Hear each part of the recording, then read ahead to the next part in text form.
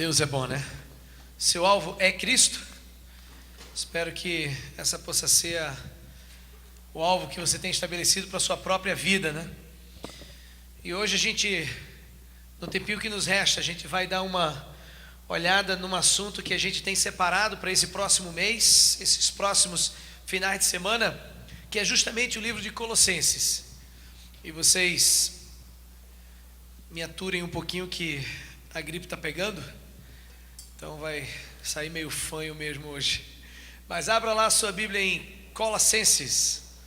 A gente vai dar uma olhada nesse livro que fala justamente sobre Jesus Cristo. Você pôde notar que todas as nossas músicas hoje estavam direcionadas, né? O nosso objetivo como reunião, como junção aqui das nossas células no sábado é justamente trabalhar com foco, é trabalhar com algo que vai transformar, que vai mudar, que vai impactar a nossa vida. Eu queria que você pudesse sair daqui hoje à noite, né, levando algumas verdades desse livro tão precioso. É um livro tão pequenininho, né? São 4 capítulos no livro de Colossenses.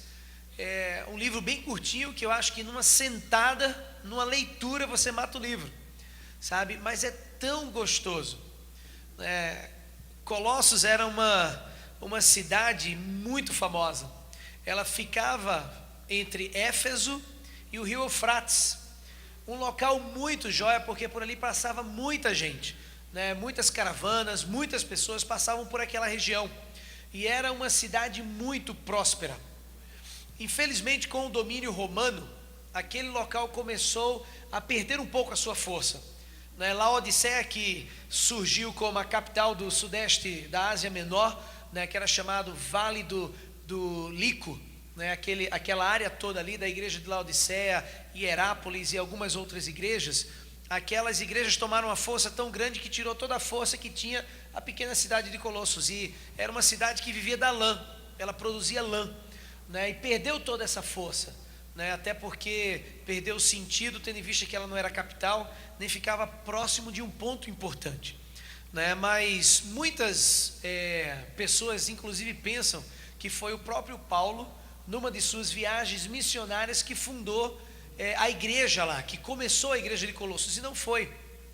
Se você olhar o capítulo 2, versículo 1, você vai ver que foi Epáfras, né? Ele era um colossense, ele era um membro, né, daquela igreja, que provavelmente em algum momento conheceu Jesus Cristo como Senhor e Salvador de sua vida, e ele, movido pelo que Paulo estava fazendo lá na igreja em Éfeso, foi movido a começar a igreja em Colossos.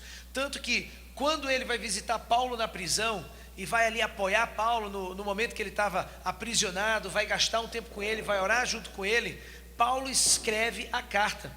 E dentre todas as cartas que Paulo escreveu, a menor e mais insignificante cidade que tinha era de Colossos. Mas Paulo escreve de uma forma tremenda.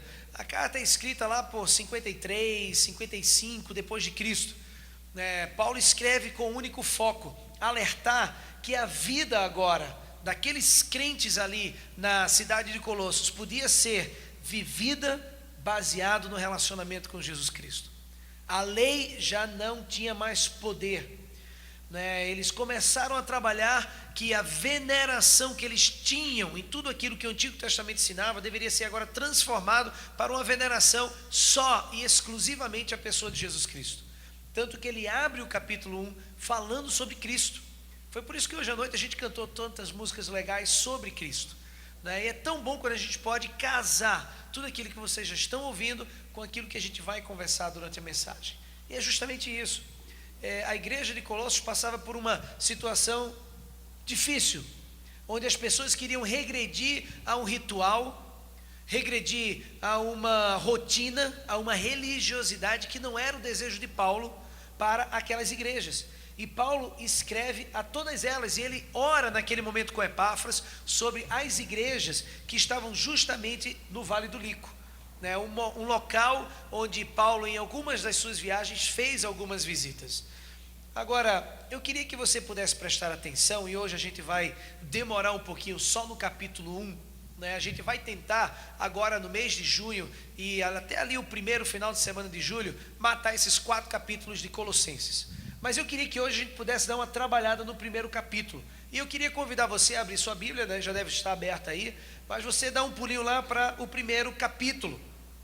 Esse primeiro capítulo é um momento muito gostoso, onde Paulo, que estava com Timóteo, né, escreve essa carta, e ele já faz isso lá no primeiro e no segundo versículo. Ele já demonstra, né, quem está escrevendo, para quem está escrevendo, né, ele já determina ali a graça e a paz, né, da parte de Deus para aquelas pessoas que ali estavam, e ele começa a falar um pouco daquilo que ele está ouvindo daquele grupo. Por quê? Porque Epáfras foi lá. Ele foi lá e ele estava falando de tudo aquilo que Deus estava fazendo na vida daquele povo. E ele escreve dizendo que é joia. Ele começa no versículo 3: damos sempre graças a Deus, né, e Pai de nosso Senhor Jesus Cristo, quando oramos por vós, né. Ele já estava ouvindo a fé que os colossenses estavam agora depositando na pessoa de Cristo Jesus. E ele decorre ali dos versículos 3 a 8 falando sobre isso, e aí ele começa a falar da importância da oração, da intercessão por todas aquelas pessoas. E aí ele cai no versículo 13, e eu creio que se tivéssemos uma passagem, ou um texto, ou uma porção do capítulo 1 no qual nós devêssemos gastar um tempo, é justamente aqui, dos versículos 13 a 23.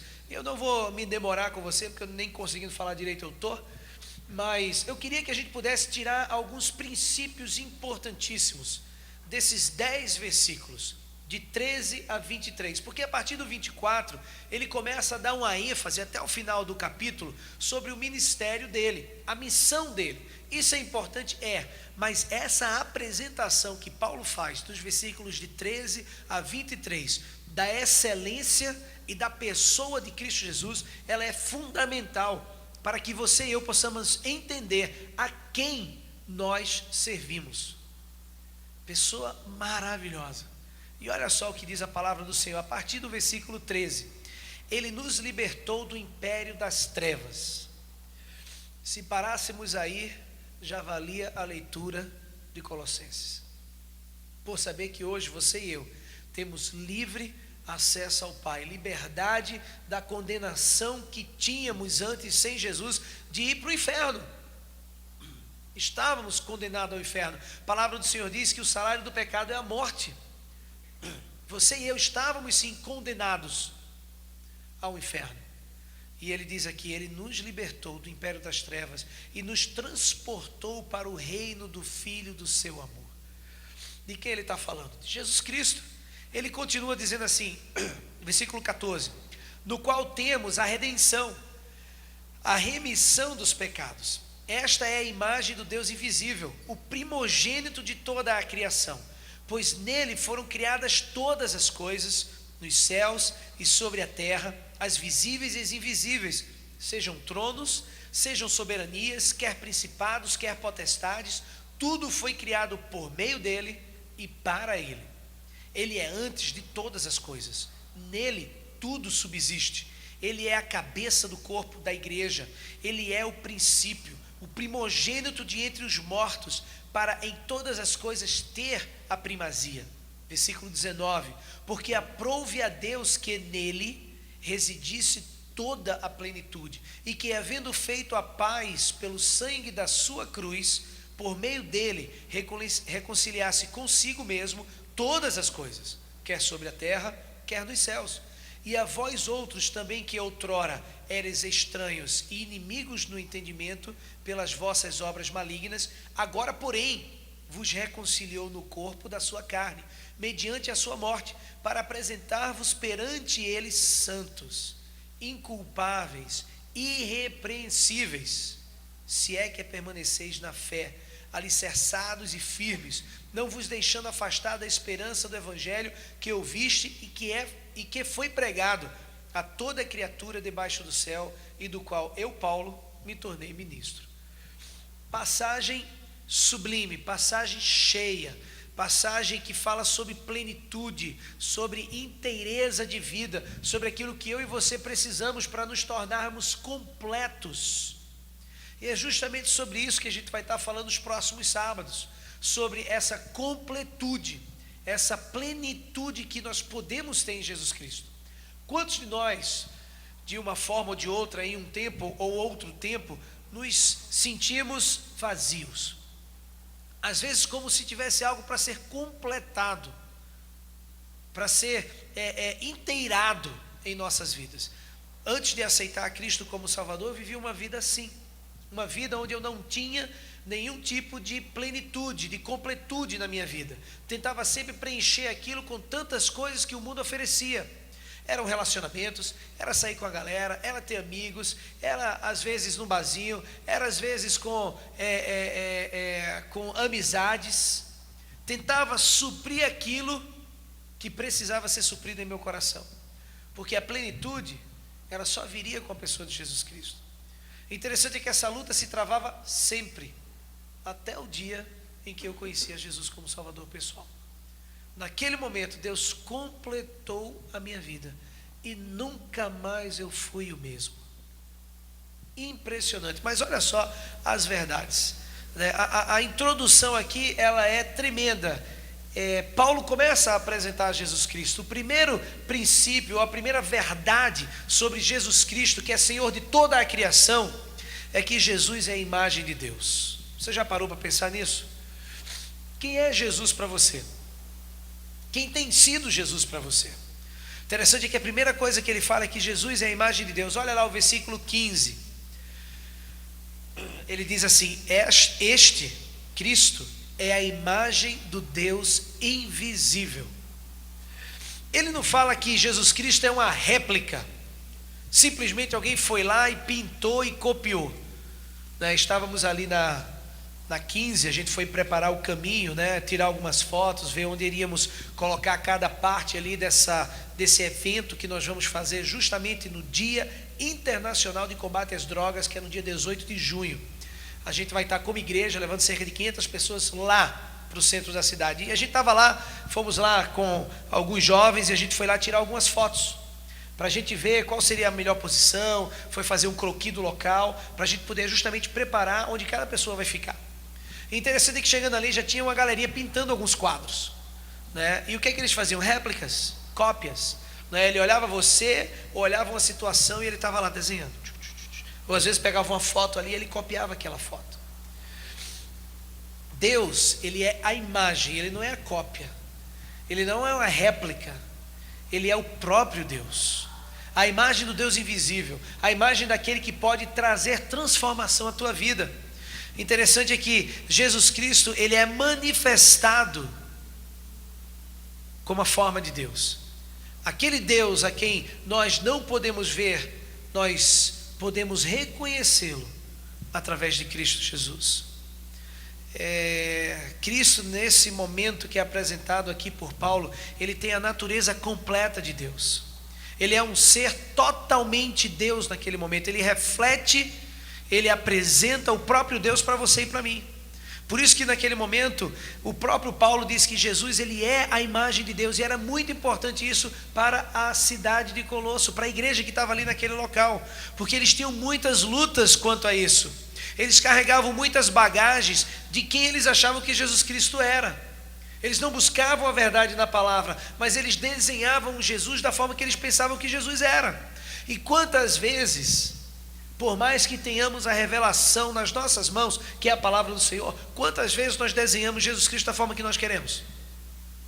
E hoje, quando temos o recurso da palavra de Deus, a presença do Espírito Santo em nós, nós ainda tentamos desenhar Cristo da forma que nós queremos. E muitas vezes não entendemos que Cristo é a imagem do Deus vivo, do Deus invisível. Gente, somente esse princípio já poderia fechar a carta aos Colossenses, porque essa é uma verdade que tem que transformar a nossa vida. Se você já aceitou Jesus como Salvador, se você caminha com o Senhor e você não consegue entender que Jesus é Deus, ou você tenta traçar um Jesus Cristo que é a tua cara e não a cara daquilo que a própria palavra do Senhor apresenta como Cristo, tem algo errado. Interessante é que ele não para por aí, ele vai além, ele diz que Jesus Cristo, ele é o Criador do mundo. Ainda no versículo 15, olha o que é que ele diz: o primogênito de toda a criação. Jesus, ele é o Criador. Ele continua dizendo assim, pois nele foram criadas todas as coisas, nos céus, na terra, as visíveis, as invisíveis, sejam tronos, soberanias, principados, potestades, Tudo foi criado por quem? Por Ele. E para quem? Para Ele. Ele é o Criador de todas as coisas. Sabe, as testemunhas de Jeová, eles pregam que Jesus foi a primeira das criações, né? E tudo se seguiu depois disto. Queridos, isso aí é um engano tremendo. Isso aí começou lá no século IV, é uma teologia ariana, é algo que tira a divindade e o poder daquele que é Jesus Cristo. Sabe, interessante é que isso quebra, isso nos leva para uma estrada que nós não queremos seguir, porque tira justamente a divindade. Se ele foi criado por Deus, ele não tem poder para trabalhar a tua vida ou a minha, para te salvar ou salvar a mim, porque precisava que o próprio Deus morresse numa cruz e derramasse o seu sangue por você e por mim. Então o fato da palavra do Senhor dizer que tudo foi criado por meio dele e para ele, nos dá a firmeza de que Deus é Deus, de que Cristo é Deus, e lá no início ele estava presente. E interessante é que essa questão de ser o primogênito dá a ele o status de soberano, dá a ele o status de divindade, dá a ele o status de ser aquele primeiro na aliança que existe dentro da Trindade. Sabe, interessante é que ali você olha o que Paulo está falando, e ela traz uma verdade tremenda para os dias de hoje, de que não é só um Cristo que é amigo, não é só um Cristo que é herdeiro e nós somos co-herdeiros com ele, mas um Cristo que é o próprio Deus, e que todas as coisas foram criadas por ele. E ele vai além, ele traz um outro princípio que diz que é Jesus quem sustenta todo o universo. Não só ele criou, mas ele sustém. Não só ele criou, mas ele ali subsiste. Interessante aqui o Salmo 89, 27. Se você tiver sua Bíblia, abra lá. Salmo 89, 27. Salmo 89, 27 diz assim, ó: faloei por isso meu primogênito, o mais elevado entre os reis da terra. Falando do próprio Cristo Jesus. E ele continua dizendo que é Jesus quem sustenta o universo. Olha o que diz o versículo 17: ele é antes de todas as coisas, nele tudo subsiste. Tudo subsiste em Cristo Jesus. Se você para pensar na fragilidade do universo, eu estava vendo um vídeo do tsunami lá no Japão, né? E vocês devem ter visto isso na mídia, né? Vários vídeos aí da água entrando e cobrindo avenidas e levando carros. Parecia que os carros eram pequenos pedaços de madeira que flutuavam e boiavam ali com a força do mar entrando terra dentro.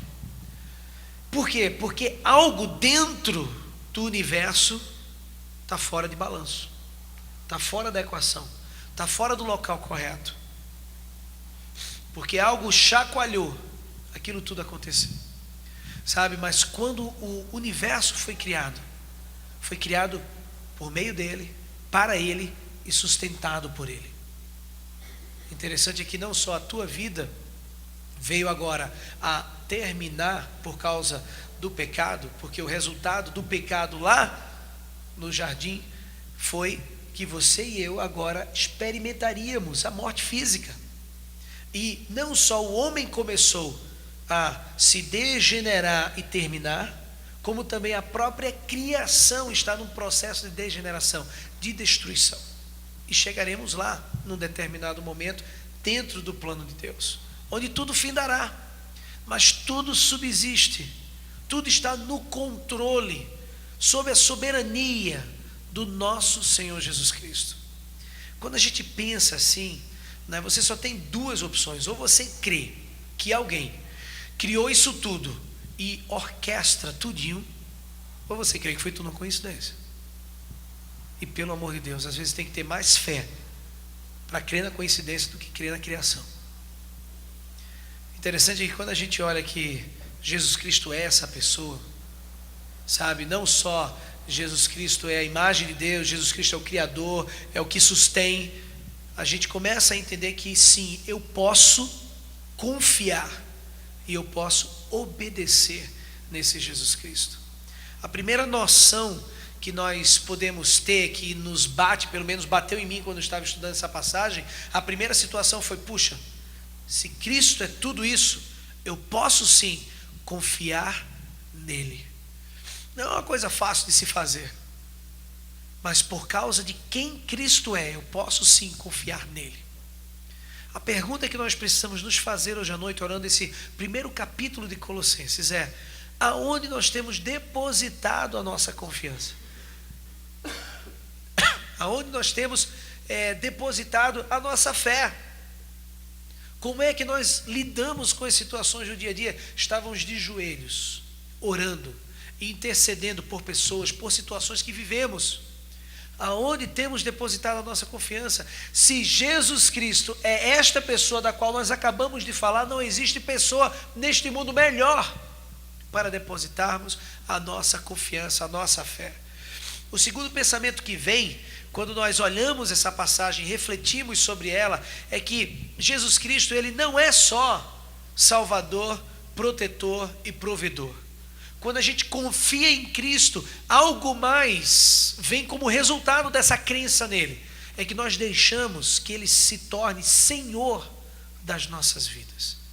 Assim como toda a criação é sujeita ao seu Criador, Jesus Cristo, nós também, quando entendemos e depositamos a nossa confiança nele, como consequência natural, entendemos o seu senhorio em nossas vidas. A pergunta é: quantas vezes nós queremos depositar a confiança em Cristo, mas nós sermos os soberanos das nossas vidas? Nós queremos depositar a nossa confiança em Cristo, ou melhor, nós queremos contar com Cristo no momento da luta, da tribulação, da angústia, mas sob a nossa soberania, o nosso controle, a nossa atenção. São nesses momentos, meus queridos, que a gente precisa entender que Jesus é a face de Deus. Jesus é Deus e Jesus está no nosso meio. E Jesus veio para ser justamente esse homem em quem nós podemos confiar e a quem nós devemos obedecer por ser Senhor de nossas vidas. Muitas vezes o que acontece, meus queridos, é que a gente termina se afastando dele e buscando outras coisas que estão dentro, não daquilo que Cristo tem para a gente, mas dentro do nosso próprio modo de pensar de quem Cristo deveria ser para cada um de nós. A pergunta é: será que não está na hora? Será que não está no momento de começar a ver Jesus Cristo como a imagem de Deus, o próprio Deus, Deus Filho? Será que a gente não precisa começar a olhar para Jesus Cristo como o Criador do universo, seu e meu, por meio dele e para ele? Será que não está na hora da gente parar e entender que Jesus Cristo é que provê todas as coisas, é que sustenta todas as coisas? Talvez hoje à noite seja um momento que, quando nós cantemos e nós louvemos e nós adoremos ao nosso Senhor, nós possamos declarar: sim, Senhor, vem e sustém a minha vida. Sim, Senhor, vem ser também Senhor da minha vida. Vem realmente tomar as rédeas de tudo aquilo que sou, de tudo aquilo que quero ser, porque eu quero fazê-lo por louvor da tua glória. Fomos criados por meio dele e para ele. Se você crê nisso, a sua vida, a sua confiança, a sua fé tem que ser depositada aos pés do Senhor Jesus Cristo e deixar que ele seja o Senhor da sua vida. Será que existe algo que a gente precisa hoje colocar aos pés do Senhor? Eu queria que, à medida que trabalhássemos o livro de Colossenses, que olhássemos algumas verdades no livro de Colossenses, que você pudesse pensar: o que é que isto tem a ver comigo? O que é que Paulo quis escrever nesse momento que tem a ver comigo? Como é que eu posso pegar essa verdade e aplicar em minha vida? E, queridos, talvez a aplicação para a tua vida seja diferente da minha. Talvez a forma como você tem encarado Jesus Cristo como Senhor da tua vida seja diferente do teu irmão que está aí do teu lado, da tua irmã que está aí do teu lado. Porque cada um de nós tem que desenvolver o próprio relacionamento com o Senhor Jesus Cristo. Até onde você está disposto a entregar a sua vida ao Senhor. Eu li uma frase recente, ou era um texto, eu nem lembro mais, e eu usei numa das mensagens que eu preguei, que eu também não lembro quando, mas a frase dizia mais ou menos assim, não, foi na escola dominical: se eu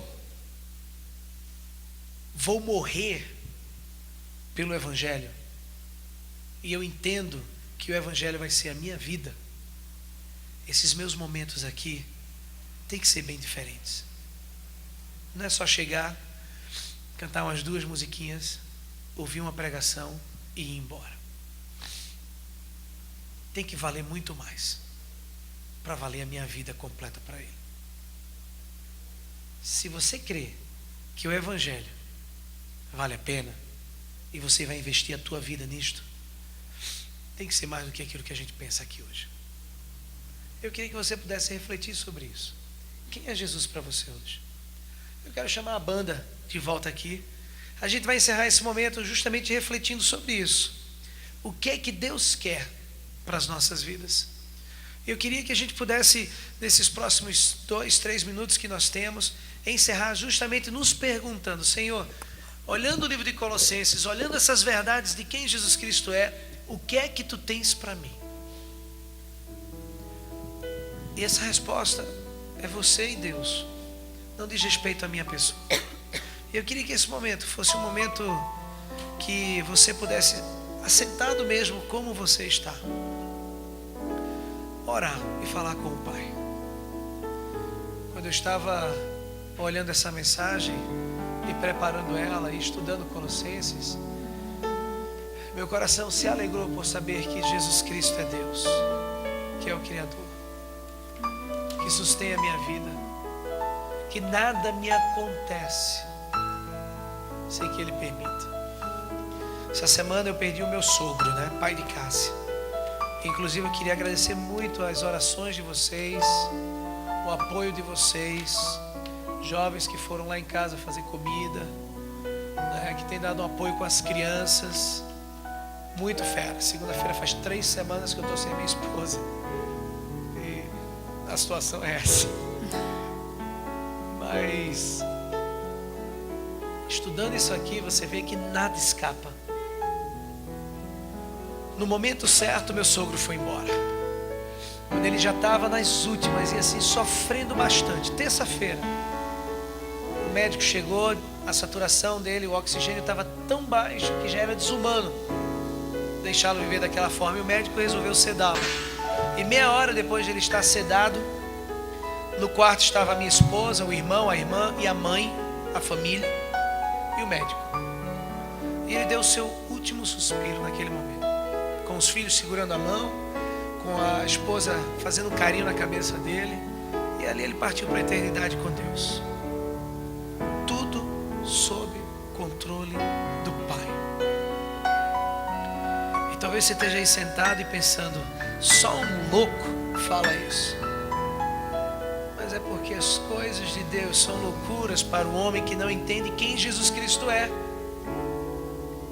É por isso que você vê às vezes um pai de família com um trabalho tremendo, um executivo estava abrindo mão de tudo para servir a Jesus. É por isso que às vezes você vê um cara que poderia ter aquilo ou aquela, ou abrir mão de tudo. Por quê? Porque ele entendeu quem Jesus é. Esse é o encontro que a gente precisa ter. Porque se isso vale a nossa vida, tem que ter algo mais do que isso aqui. Isso não é suficiente para mim se a minha vida vai ser para esse negócio chamado Evangelho. E é isso que eu queria que você refletisse, sabe? O que é que Deus tem para você hoje à noite? A gente vai cantar. E à medida que nós cantarmos, talvez você já conheça essa canção e você possa cantar como uma oração.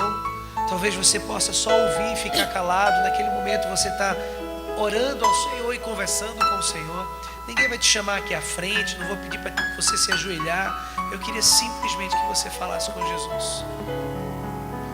Ao Rei dos Reis consagra. Você pode se colocar de pé? Vamos fazer isso em pé ao invés de fazer sentado, porque aí quem quiser cantar, canta melhor. Vamos fazer isso. E aí se você quiser fechar os seus olhos, falar com o Senhor Jesus, as luzes vão se apagar. Ao Rei dos Reis consagro tudo que sou. Esse é o teu desejo, consagrar tudo ao De Senhor. gratos tambores transborda o meu coração. A minha vida eu entrego nas tuas mãos, meu Senhor, pra te exaltar com todo o meu amor. Eu te louvarei conforme a tua justiça e cantarei louvores, pois tu és altíssimo. Celebrarei a ti, ó Deus, com meu viver. Cantarei, contarei as tuas obras, pois por tuas mãos foram criados terra, céu e mar e todo ser que neles há. Toda a terra celebra a ti com cânticos de júbilo, pois tu és o Deus Criador. Toda a terra celebra a ti com cânticos de júbilo, pois tu és o Deus Criador. Esse é o desejo que você tem no seu coração? E dizer sim ao Rei dos Reis: eu consagro tudo o que sou. A minha vida eu entrego nas tuas mãos, meu Senhor. Meu Senhor. Para te exaltar com todo o meu amor. A gente vai orar. A gente vai encerrar esse momento e a gente depois vai cantar mais uma vez. Mas que esse momento agora de oração possa ser um momento que você tenha com Deus. Então fecha os teus olhos e fala com o Pai agora. E diz para Ele: Senhor, tá feio o negócio. Diz para Ele: Senhor, tô fraco. Diz para Ele: Senhor, pisei na bola. Diz para Ele: Senhor, pequei contra Ti. Coloca diante dele as tuas aflições, porque Jesus Cristo é a imagem de Deus. Ele é o próprio Deus, Criador. Ele te entende, Ele conhece você por inteiro, todas as tuas entranhas. Ele conhece tudo sobre a tua vida. Ele que te sustém, Ele que pode te dar a resposta, te dar o caminho certo. Ele que pode restaurar, Ele que pode enxugar as tuas lágrimas, Ele que pode te amar por completo, fazer a tua vida plena. É só Jesus que pode fazer isso. Por isso, meu querido, diz para Ele, promete para Ele que a tua confiança será depositada nele e em mais ninguém. Ó Pai, chegamos na tua presença para dizer que não somos ninguém sem a tua pessoa em nossas vidas. Ó Jesus, chegamos para reconhecermos aqui como igreja, como corpo, como jovens, que Tu és o Deus Filho vivo, que hoje está sentado à direita do Pai, intercedendo por cada um de nós. Chegamos para declarar que Tu és o nosso Criador, não criatura, mas Criador, que tudo foi feito por meio da Tua pessoa e para a Tua pessoa. Ó Senhor, declaramos essa noite que Tu é que sustém o universo.